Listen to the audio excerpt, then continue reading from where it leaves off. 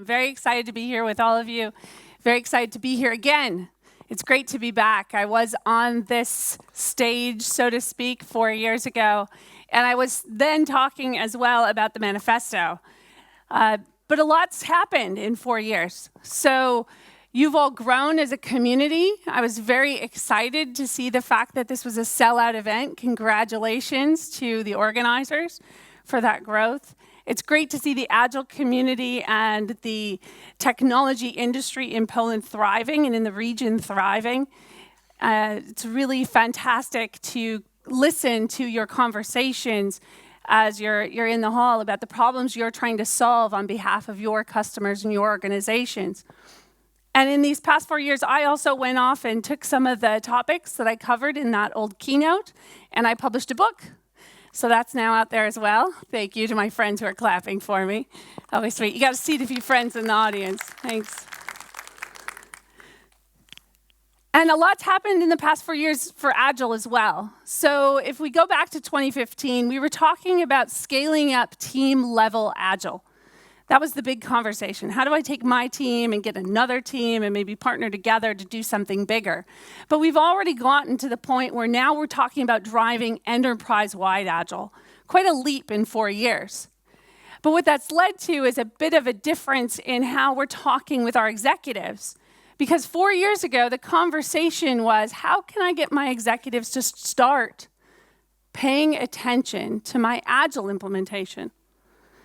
And now today, I find most conversations I have with people is, how can I get my executive to back off? Anybody having this situation? I can see a few hands raised, right? How quickly time passes and the situation changes.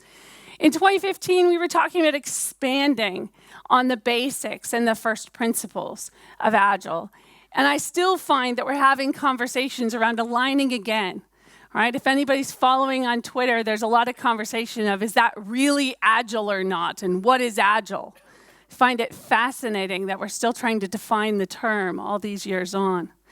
So I think we've got an opportunity in this keynote to address several audiences. So the first audience is individual contributors and external consultants. Right? Those of us who are coming in as an individual saying, I'm on a team, I want a better team, or I'm coming in externally and I want to help specifically. And there's also an opportunity, maybe they're not here, but when the video comes out, to share this with executives, to have a different conversation with executives about how we're doing Agile. And then for many of us in the room, we're in what I call the diamond layer in organizations. And this is probably a new term. You're like, what does she mean by the diamond layer? Who is in the diamond layer? Well, the diamond layer are those folks who are in the middle, that great squish. Product owners, scrum masters, first-line managers, middle managers, directors, sometimes junior vice presidents, right? Those of us who receive the marching orders, receive the challenges from our people. But if we look at this diamond layer even further, you notice I shrunk us a bit here. I put myself in this diamond layer because the executive presence is looming large in many of our organizations, and we're feeling a bit of the pressure. There's a lot of executive expectation today that our organizations will be Agile, right? How many of you have a finance organization that already took your Agile savings out of your budget? Right? Several folks, yes. And the executive pressure is going at the same time employee pressure is growing on us.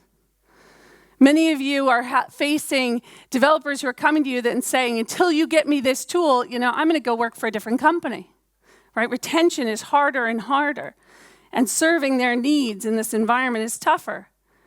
And many of us in the diamond layer also face contractor pressures, new partners, new working engagements, outsourcing many of the services maybe you used to rely on in your team. Others have consultant pressures. They've brought in helpers. Are these helpers helping me? Sometimes yes, sometimes no. We had that conversation earlier. And then many of us are also facing family pressures, right? You've got kids, maybe they're growing up.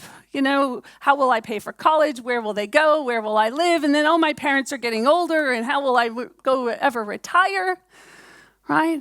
Many people are taking pictures of this. Yes, you are feeling this squish, right? And it can feel like the pressure is just going to push on me until I collapse into a little ball. And I would argue that we can take all this pressure and we can collapse, or we can become diamonds. So that's the diamond layer. Let's say this pressure is producing brilliance in us, if only we'll do something different. So that's what we're going to talk about today. And we're going to go to the powerful first line of the manifesto. We are uncovering better ways of developing software by doing it and helping others do it. It's funny, that statement is over 18 years old. If that statement were a child, it could have a drink with us tonight at the party, right? So if you feel like Agile is new, no, it can drink. It will be drinking with us tonight, I'm sure.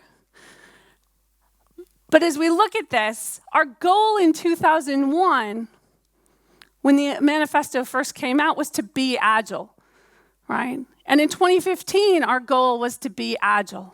And in 2019, our goal is to be Agile. But are we Agile? Well, the key in being Agile, I'd argue, is are we doing these last 8 words of the first line of the manifesto?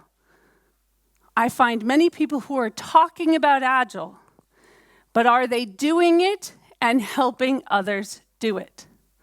I think that is the true test of Agile. And who better than you at a conference called AgileByExample than to be focusing on doing it and helping others do it, right? So who better than us? But this by example part today is not the status quo. If we look closer at our goal, that flag maybe isn't at the top of the mountain yet. In fact, there's clouds. Maybe there's a sun, but can we really see it through the clouds of our implementations? When we look down the mountain at how are we achieving this Agile, too often I still find this. I call this driving people. This is the status quo for how change happens. We use coercion, threats, power, control to compel others to change. The statement here is do Agile or else. Now, some of you, I won't make you raise your hands, have actually said this to people, and you're a little sad right now. It's okay, because what you'll notice in this illustration is that woman with the whip, she looks a little bit like that woman in the front of the room. Well, when you work with an illustrator, you can leverage her talents to help you be honest, which is when I first did my first implementations of process improvements in organizations, I drove people because that is what I had seen done before me. Everybody I turned to as a role model was somebody who said, I have authority, so therefore do my bidding or else. So how was I to know any better? The problem was it didn't work. And it doesn't work in 2019, for sure, because there isn't enough time in the day for individuals in our organizations to follow all of the orders they are being given. Some of you are program managers. You're like, well, they only have to follow one order from me. But some of you are on teams and you say, yeah, but you're one of 12 program managers who thinks they can tell me what to do today, right? And for those of us who are trying to follow the orders, I can't follow all of them. And even if we want to be Agile, maybe we're saying today, I hate Agile. But what I find is people don't actually hate Agile, the method. They hate what's being done to them. So we can do better. We can set a better example. So our goal in 2019 is valid. We should be Agile. But we need to make that by example part of the journey the status quo. So let's look again at that mountain. Let's look again at those clouds. And let's see if there's a better way to our Agile goal. I like to call this better way driving change, where we choose the change for ourselves and clear the obstacles for others to choose it too. Funny enough, in the manifesto, they instantiated driving change in the first line. They said, we will uncover better ways of developing software by doing it and helping others do it. They didn't say by creating heavy structures that will compel everybody to do as they are told.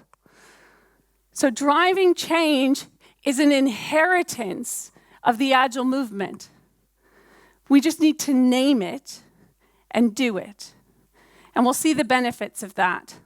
Because we can say, join me in being Agile today. And I'd argue many of you are motivated by that sentiment, or you wouldn't be at a conference called AgileByExample. So which route you choose determines so much. So which will you choose? Will you choose to put the force of the change on the people to say, my Agile implementation would have worked if I had a better development team? And I've heard that from some folks. I'd argue that most of the time, if I were to troubleshoot, I'm an engineer by training, if I were to troubleshoot the implementation, what I'll find is good people stuck in a system that didn't work, struggling to figure out how to make everybody happy when they can please no one. So if we instead put our efforts into the force upon the change, to say, how can I take all that time I was ordering people and put it into ordering a CI/CD system and implementing it? Or into setting up a better repository for their code. I think somebody said in one of the implementations they didn't even have a repository. If we spent more of our time creating the environment where good developers could thrive, we could be better with our implementations. When you choose to drive people, it's actually slower to implement your Agile implementation. And here's why. Many leaders will say, well, I issued an order today, so that was fast, right? Look at my prowess of hitting send on email. Anybody ever had that leader who argued email sent was progress? Right? Yes, sadly, yes. But it's actually much slower to implement if you're driving people, because what usually happens is you say, well, I want all of you to do this, but I probably have to give you time to get it done. So let's say 6 months. And 3 months go by and I do a status check and 10% of you have done it. Those are all the teachers' pets who got an A and did their homework the night it was assigned, right? And then another 3 months goes by and 20% of you have done it, and we give up and we move on to something else. So was that really faster to get to our outcome? No. So instead, if we drive change, we can say, tomorrow I want my organization to be more agile. I know I can do this. Who wants to join me in doing that? And we build and grow from there. And organizations that do that, and you have experience, I'm sure, doing that, in 2 weeks, you can have a team that's high performing or higher performing than they were 2 weeks ago. Because you're choosing to say, I'm going to do a better job communicating to my team members what I'm doing. I'm going to do a better job prioritizing the work for my team. I'm going to do a better job connecting with the customers. And if you choose to do that, I guarantee you by the end of the week, you'll be better than you were at the start of it. But no order from a senior leader makes that happen as fast as your willpower to do it does. Now, for the finance side of this, is it better to drive people or drive change? What you find when you drive people is it's actually a really poor return on investment. Why? Because most times, and I had conversations with folks even today and last night, when you force Agile on teams, you lose good people. They say, I'd rather work in a place that's actually Agile, where I get to do some empowerment, some self-realization. So they'll opt to leave your organization. And we know it costs about 2.5 times anyone's salary to replace them. So is it really more beneficial to force people out of your system by coercion? Or is it better to say, how can we partner? What can we do? What can we learn together? Because even if it takes me a month to win you to my change, is that better than losing 2.5 years of productivity? I'll take the month. But we need to reconsider how we do return on investment for these implementations. On the trust factor, driving change builds trust. Because what you're saying when you're driving change in your implementations is, I'm going to be vulnerable enough to tell you what I'm doing, and I'm going to be open enough to you telling me how you can work with me. And I'm going to offer you trust first, instead of demanding obedience from you first. And that's a powerful shift, because if I say, please trust me, I want to be the sort of person you can trust. You have now all that power in the teams to come towards you. Versus in driving people, the assumption is, unless I gave you the order, you wouldn't do it. And how many of us, as a grown person who pays our bills, takes care of things, wants somebody at work telling us, if I weren't on top of you, you probably wouldn't actually work at this job you went to school for, fought to get, are proud to say you work at, but I better tell you what to do. There's an incoherence in that. So we can actually build trust by driving change. And driving change develops others instead of exploiting them. Because in driving people, when we're giving these assignments, we're saying, you're the best at that, you do that for me or else. And that ends up having us pour out our capability for someone over and over again. And many of you have probably been in a situation where you were the expert at something, and the boss would never let you do anything else. Has anybody ever had that experience? You get locked into a role, you can't advance, you can't progress. Right, because I know you'll get the order done, so I need to keep you. Versus in driving change, I say, we're going up this mountain, we're going to take on Agile, here's what I'm going to do, how can you come forward? How can you help me? What would you like to learn? What can I do to partner with you so you can go forward faster with me?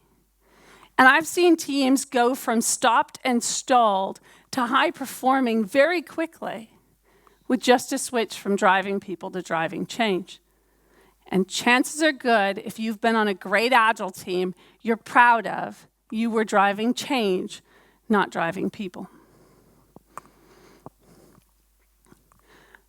So summarizing all of these steps for you, so you've got this as a bit of a cheat sheet. Feel free to take the screen capture if you want, or leverage the slides later. Is this one difference in how you create your Agile implementation? If you choose to do it and help others do it and drive change, all of these benefits accrue to you. But if you choose to continue to order it, to compel it, to force it on the professionals in your organization, you will not get their best. They will go give their best to someone else. They will not give you their trust. They will not give you a new, better self tomorrow. To borrow the metaphor earlier about growing, I would argue in most organizations where we're driving people, if we're getting outcomes, we're getting them because somebody in the past invested in people, trusted people, developed people, and enabled people to be their best selves. And now we're reaping the harvest of that great work before. So we can help them realize that that's a losing bargain long term, because at some point you run out of other people's investments in people. And that's what I think we're seeing in organizations that are fizzling out, is they're running out of that human capital, that capability together. And that's where Agile has a huge opportunity of bringing that back to great organizations, if we will do it and help others do it. So our goal for 2019 should still be to be Agile, but it's Agile by example. And I've had a lot of questions from folks about Is it better to be an internal Agile change agent or an external consultant to come in? Which is the better situation? And I think it depends and doesn't at the same time. Well, let me explain. If we're driving people, most times, depending on where we're at, we're either trying to appear more harmless or more threatening, depending on what serves our needs. And some of you are looking at this and going, I am a squirrel and I do pretend I'm a bear on occasion to scare the others. But we can do better. But in order to do better, again, we need to be that light. We need to bring that example to others, to bring what we've learned, our supplies, our map of the best way to get there, and then light the way for others to follow. So whether we're a consultant coming in who's learned that, who's happy to share it and partner, or we're an internal change agent who's eager to support their team, it matters less where I sit in the organization than how I show up. And so the first change agent essential will always be drive change, not people. Because if you want a different outcome, and you need a different outcome with others, this is your best opportunity. And anyone can do it. Because driving change does not require a position of authority. It requires a choice to do it, right? What can one person do? All you can do is what you can with what you have where you are. If you're one developer on one team, if you're one Scrum Master in a part of a large organization, you cannot overnight purchase the technology needed to upgrade your entire development systems for your company. But you can be the advocate that partners with IT, that partners with finance, that partners with others to create a movement to buy that versus waiting for somebody to order it to happen. And all of that is available to you today. And it's especially important for you in this audience because you're the role models for what can happen when individuals choose to come together to make changes that the world thinks are impossible. So I'm an engineer. I worked in naval shipyards. I was a union representative. So the solidarity example speaks to me of change agency in full force. So you should be very proud of the fact that there's a history and a tradition and a heritage of coming together as people with a purpose who are willing to say, I will do that. It's the same thing in the Agile Manifesto, where some software developers stepped forward and said, there's a better way and I will lead it. I will sign my name to it. And all of you chose to sign up to come to a conference and carry the bag around and tweet about it and hashtag ABE 2019. So you said, I'm part of Agile by Example. You are the movement that makes a better Agile future possible, not just for this room, not just for Poland, not just for the region, but for the world. Because the software doesn't know where in the world it is. So you have an opportunity to make that impact globally today. And you've already taken bold steps to get there just by being here, just by watching the video, just by being willing to step forward and say, I'll invest my time in learning more and doing more. So our goal in 2020 can and should be, let's be agile. And let's always remember it's by doing it and helping others do it. So I'm proud and honored to be Agile by Example with you, and I'm eager for any questions you might have today. Thank you so much for having me.